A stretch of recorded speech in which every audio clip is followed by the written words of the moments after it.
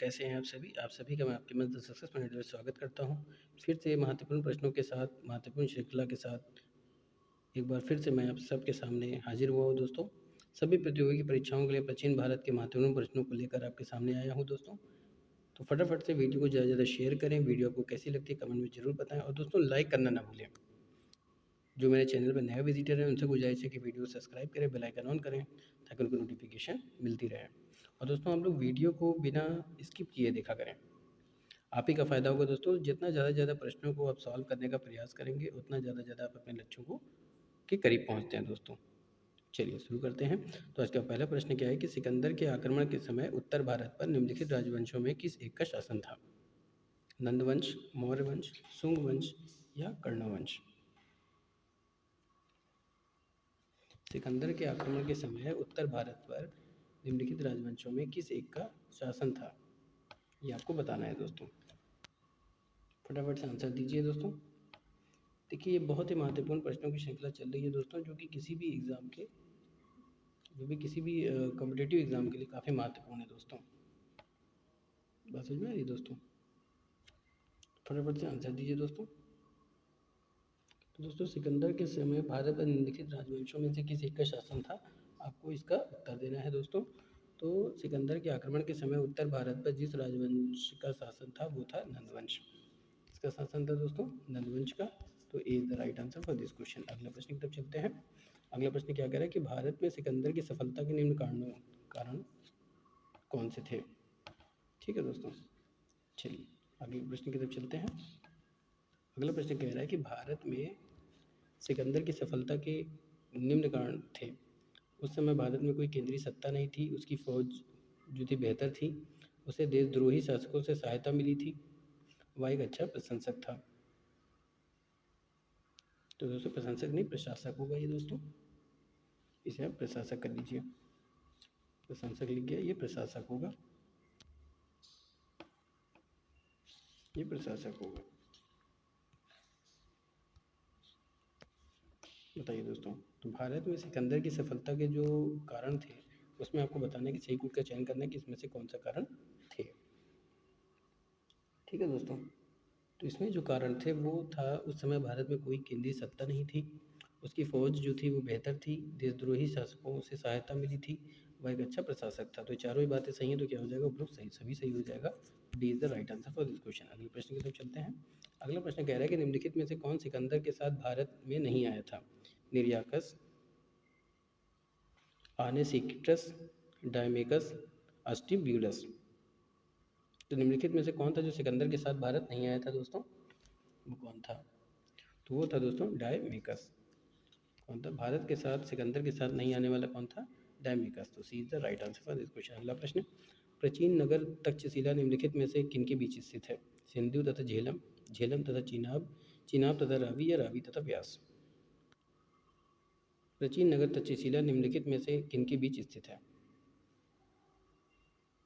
तो प्राचीन नगर तक्षशिला जो स्थित है दोस्तों वो चिनाब तथा रावी नदी के, ठीक है, चिनाब तथा रावी के बीच में स्थित है। C is the right answer for this question. अगला प्रश्न की तरफ चलते हैं। अगला प्रश्न कह रहा है कि निम्नलिखित में से सिकंदर के बारे में कौन सा कथन सत्य है? सिकंदर का भारत पर आक्रमण लगभग 326 ईसा पूर्व में हुआ था।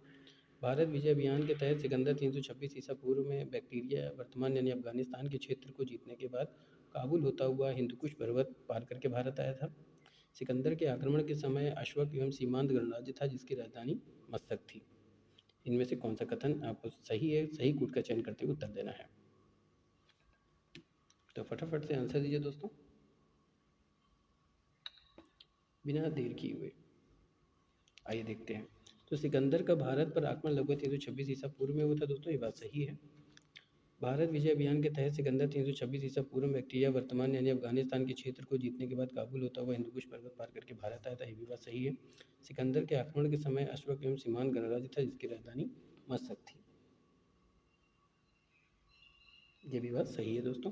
तीनों भी बातें सही है, तो कौन सा हो जाएगा? डी। तो D is the right answer for this question. अगले प्रश्न की तरफ चलते हैं। अगला प्रश्न कह रहा है कि सिकंदर के आक्रमण का भारत पर क्या प्रभाव पड़ा? प्राचीन यूरोप को प्राचीन भारत के संपर्क में आने का अवसर मिला। भारत और यूनान के बीच विभिन्न क्षेत्रों में प्रत्यक्ष संपर्क की स्थापना हुई। सिकंदर के अभियान से अनेक स्थल और जलमार्ग खुले जो आज भी भारतीय व्यापार में अहम योगदान दे रहे हैं। भारत में गांधार शैली की कला का विकास यूनानी प्रभाव का ही परिणाम था। इसमें भारतीय यूनानी कला का सम्मिश्रण दिखता है। तो दोस्तों अगर हम आक्रमण की बात करें, आक्रमण का भारत पर क्या प्रभाव पड़ा। तो दोस्तों प्राचीन यूरोप को प्राचीन भारत के संपर्क में आने का अवसर मिला था, बात सही है। भारत और यूनान के बीच विभिन्न क्षेत्रों में प्रत्यक्ष संपर्क की स्थापना हुई, ये भी सही है। सिकंदर के अभियान से अनेक स्थल और जलमार्ग खुले जो आज भी भारतीय व्यापार में अहम योगदान दे रहे हैं, ये भी बात सही है दोस्तों।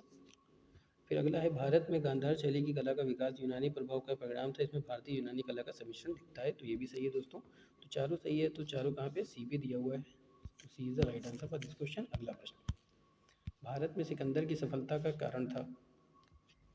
सिकंदर की सफलता के प्रमुख कर्म से ही, प्रमुख कर्म नहीं दोस्तों, प्रमुख कारण, ठीक है, प्रमुख कारण, प्रमुख कारणों से, प्रमुख कारणों में से एक था भारत में एक केंद्रीय सत्ता का अभाव। इतिहासकार डॉक्टर हेमचंद्र राय चौधरी ने उसे समय यहाँ 28 स्वतंत्र शक्तियों का उल्लेख किया, अर्थात राज्य किसी एक केंद्रीय सत्ता के अधीन नहीं थे। दूसरा महत्वपूर्ण कारण क्या था कि सिकंदर की सेवक शक्तिशाली होना, उसकी सेना में तेज तर्रार घोड़े की बहुलता थी। तो नीचे दिए गए कूट की सहायता से उसके सही उत्तर का चयन करना है दोस्तों। तो इसमें से कौन सा कथन सही है। ठीक है दोस्तों, बात समझ में आ रही है।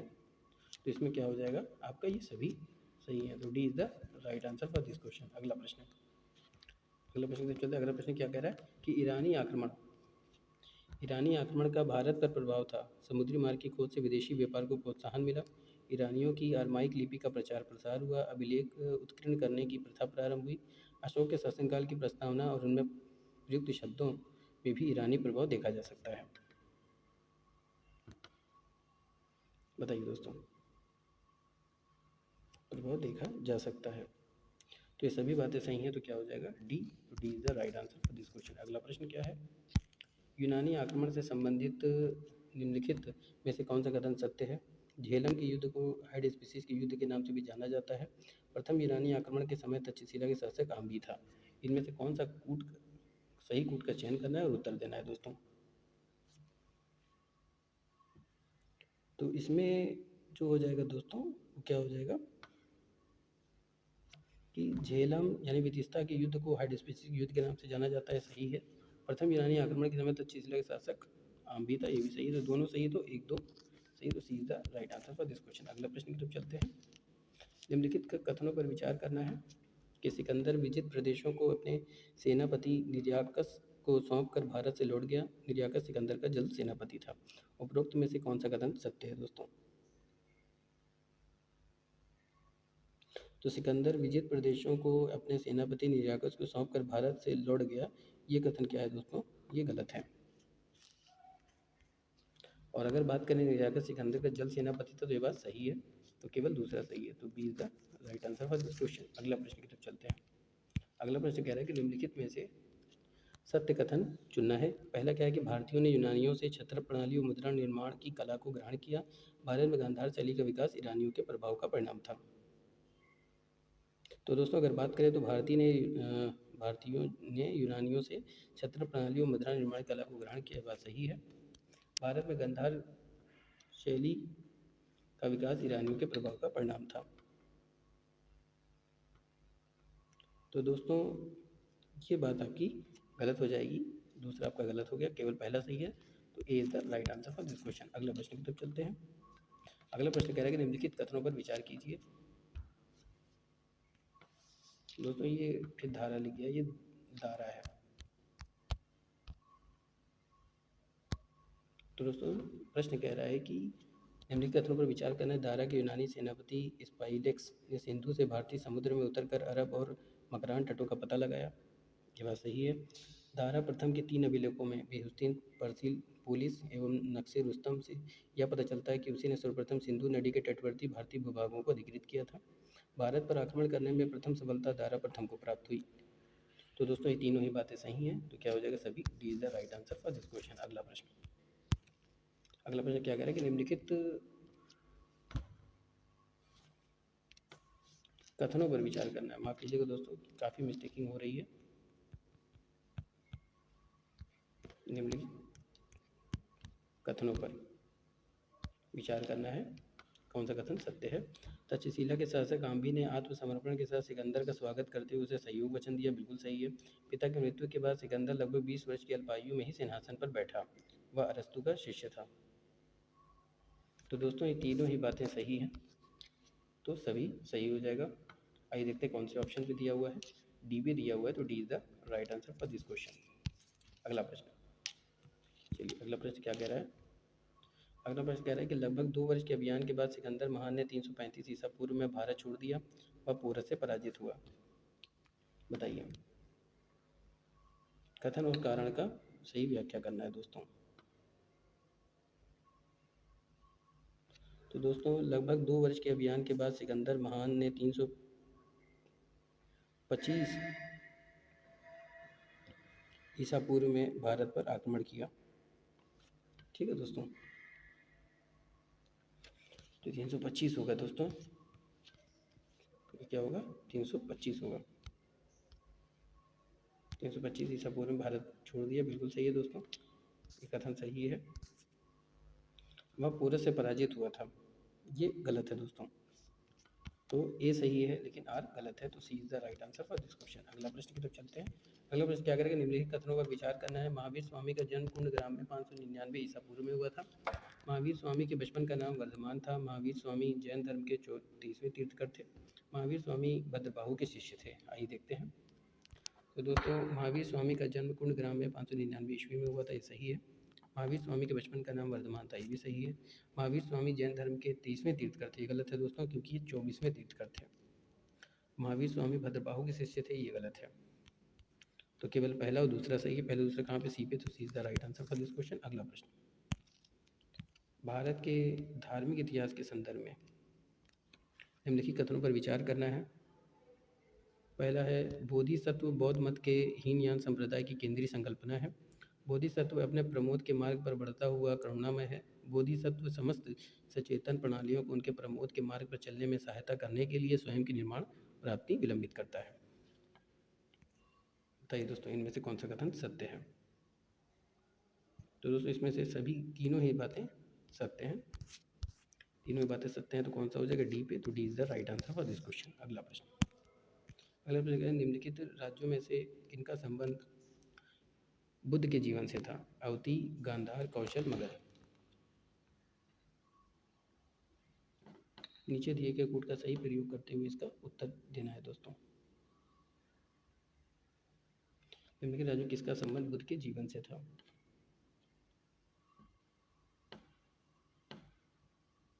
फटाफट से आंसर दीजिए दोस्तों। देखिए दोस्तों, अगर आप आंसर नहीं देंगे तो पता कैसे चलेगा कि आपको आ रहा है दोस्तों। ठीक है, आपका अपने में साक्षात्कार हो जाता है दोस्तों। ठीक है, कि आप उसको कितना कर पा रहे हैं। तो क्या हो जाएगा दोस्तों, बताइए। तो ये हो जाएगा दोस्तों, निम्नलिखित किसका संबंध बुद्ध के जीवन से था। तो बुद्ध के जीवन का संबंध है कौशल और मगध से। तो तीसरा चौथा, तो C is the right answer for this question. अगला प्रश्न, भारत की धार्मिक प्रथाओं के संदर्भ में स्थानवासी संप्रदाय का संबंध किससे है। बौद्ध मत, जैन मत, वैष्णव मत या शैव मत।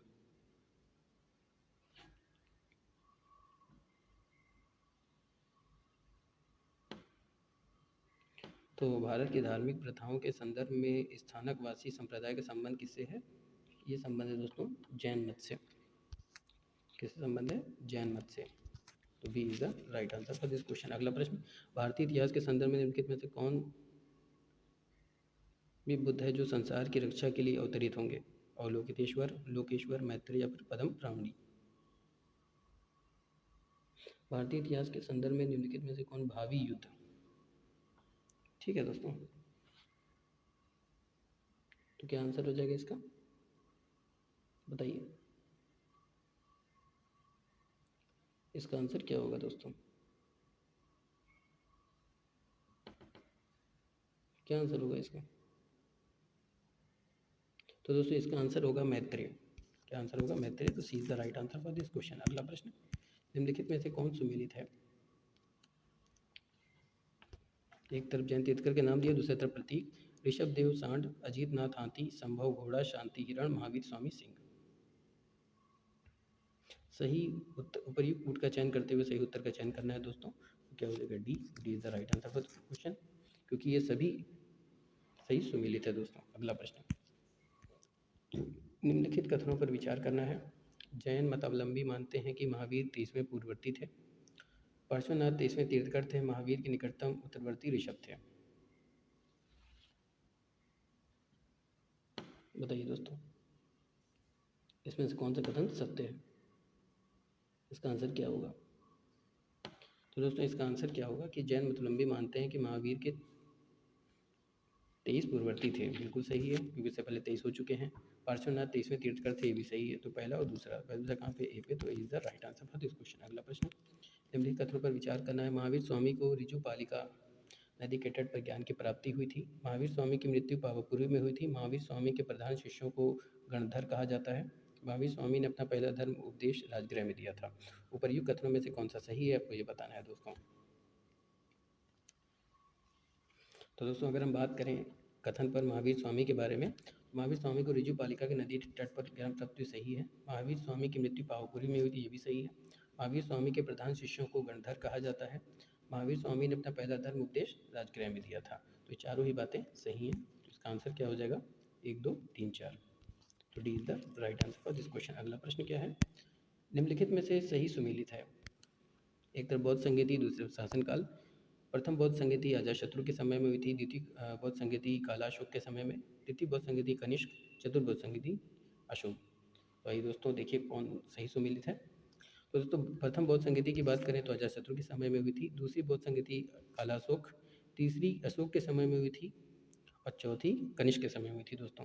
तो केवल पहला दूसरा सही है, ये आपका गलत है। तो A is the right answer for this question. अगला प्रश्न, निम्नलिखित में से सही सुमेलित है। एक तरफ घटना दिया हुआ है, दूसरी तरफ प्रतीक। आइए देखते हैं। जन्म का प्रतीक क्या है? कमल और सांड। गृह त्याग का घोड़ा, ज्ञान का पीपल, निर्वाण का पद चिन्ह, मृत्यु स्तूप। सही कूट का चयन करते हुए उत्तर का चयन करें दोस्तों। तो देखिए जन्म का कमल और कांड सही है, कमल और सांड। गृह त्याग का घोड़ा, ज्ञान का पीपल, निर्वाण का पद चिन्ह और मृत्यु का स्तूप बिल्कुल सही है। तो क्या हो जाएगा? D. D is the right answer for this question. अगला प्रश्न, बौद्ध धर्म स्थविर और महासांगिक दो भागों में विभाजित हुआ था किसके समय में? कालाशोक के समय में, अजातशत्रु के समय में, अशोक के समय में या फिर कनिष्क के समय में? बताइए दोस्तों।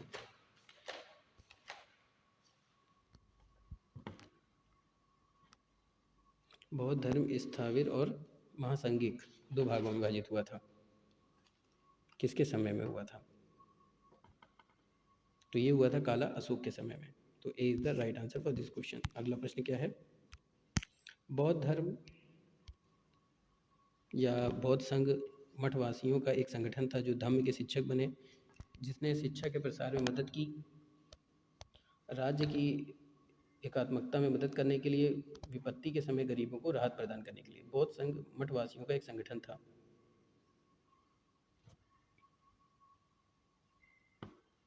बताइए दोस्तों इसका क्या आंसर होगा?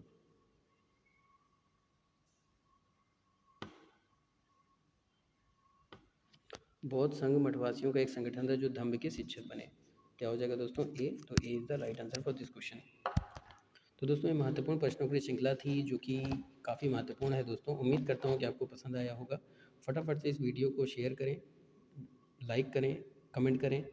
जो मेरे चैनल पे नए विजिटर हैं उनसे गुजारिश है कि वीडियो को सब्सक्राइब करें, बेल आइकन ऑन करें ताकि उनको नोटिफिकेशन मिलती रहे दोस्तों।